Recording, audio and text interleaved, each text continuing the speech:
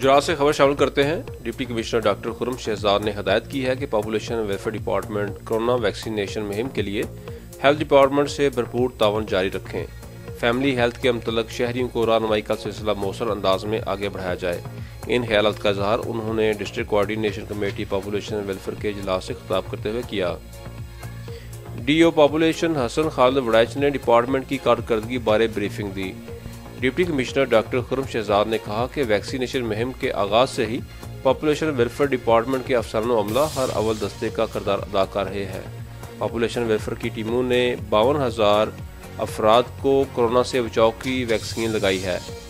उन्होंने कहा कि जिला गुजरात में पॉपुलेशन वेलफेयर के 3 family health centres, 84 family welfare centres, 3 mobile service units, 27 social mobiliser और दीगर खिदमात सर अंजाम दे रहे हैं।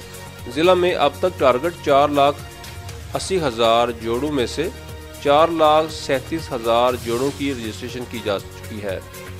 उन्होंने हदायत की कि जच्चा बच्चा की सेहत और फैमिली प्लानिंग से मुतल्लिक शहरियों को आगाही फराहम करना पॉपुलेशन वेलफेयर डिपार्टमेंट की बुनियादी जिम्मेदारी है।